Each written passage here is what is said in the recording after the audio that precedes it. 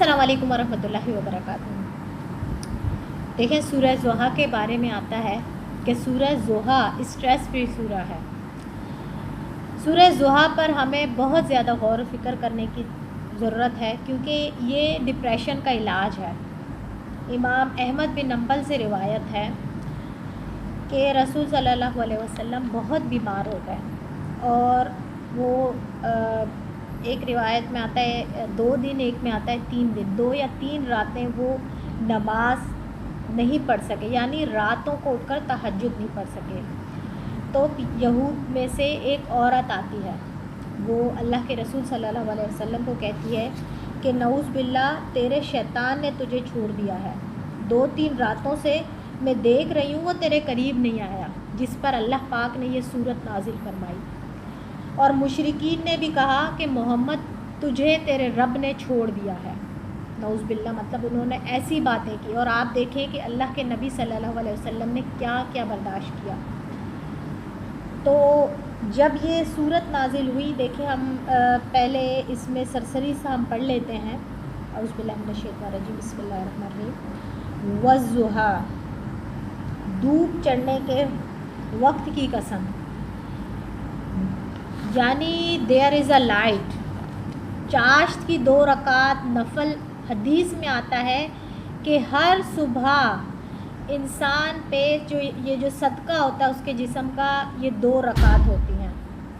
یعنی ویسے تو الحمدللہ کہنا بھی صدقہ ہے، سبحان اللہ کہنا بھی صدقہ ہے، اللہ اکبر بھی کہنا صدقہ ہے، اور لا الہ الا اللہ بھی کہنا صدقہ ہے۔ اور اگر آپ نے یہ 2 نفل پڑھ لیے صبح کے، یعنی یہ آپ کے تمام جسم کا صدقہ ہے۔ اسی طرح دجال کے دور میں مومن کی خوراک ہوگی یہ سبحان اللہ والحمدللہ ولا الہ الا اللہ واللہ اکبر، جس کو ہمارے معاشرے میں تیسرا کلمہ کہا جاتا ہے۔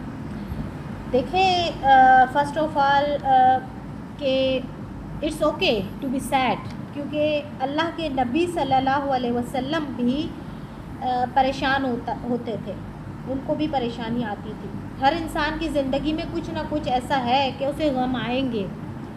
اللہ تعالیٰ نے لائف کی نیچر ہی یہی بتائی ہے ہمیں، اور اللہ پاک نے تو سورہ ملک میں ہمیں بتا دیا ہے، الذی خلق الموت والحیات لیبلوکم ایکم احسن عملا، یعنی ہم نے انسان کو پیدا کیا تاکہ ہم اسے آزمائیں کہ تم میں سے کون اچھے اعمال کرتا ہے۔ یعنی اس سورہ میں نبی کریم صلی اللہ علیہ وسلم کو تسلی دی گئی ہے اور انہیں فورسیک کیا گیا ہے کہ اللہ نے آپ کو نہیں چھوڑا۔ ظاہر ہے وحی رک گئی تھی، اور آپ صلی اللہ علیہ وسلم حضرت جبرائیل کو بھی بہت مس کیا کرتے تھے، وہ اس روحانیت کو بھی مس کیا کرتے تھے جو یعنی ان کے پاس نہیں آ رہی تھی، مطلب وحی کی صورت میں نہیں آ رہی تھی، تو وہ پریشان ہو گئے تھے۔ واللیل اذا سجا، اور رات کی جب وہ چھا جائے، یعنی ہر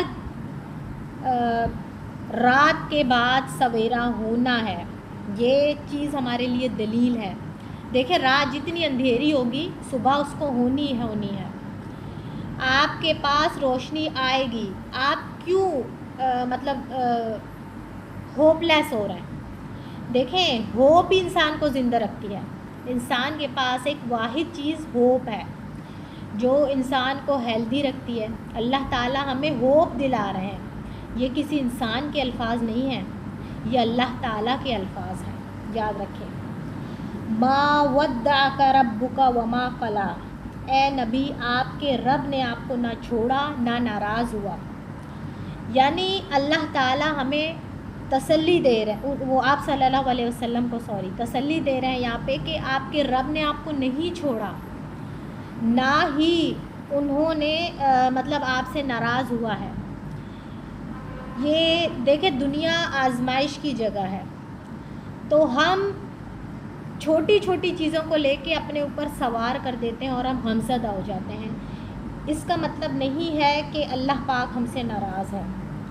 اسی طرح وَلَلْآخِرَةُ خَيْرٌ لَكَ مِنَ الْأُولَىٰ، اور یقیناً آپ کے لیے آخرت دنیا سے بہتر ہے۔ یہ دنیا دیکھیں دھوکہ ہے، دنیا ایک عارضی ٹھکانہ ہے. ہم نے اس دنیا کو اپنا سب کچھ سمجھ لیا ہے، جبکہ یہ دنیا جس کے جو ہے سہارے مکڑی کے جال سے بھی کمزور ہے، اور ہم نے اس دنیا کو اپنا جو ہے مستقل ٹھکانہ سمجھ رکھا ہے. ہم نے ساری اپنی انرجیز، اپنی سب کچھ یہاں پہ لگا دینا ہے، جبکہ ہمارا آخری ٹھکانہ، ہمارا اصل گھر آخرت کا گھر ہے.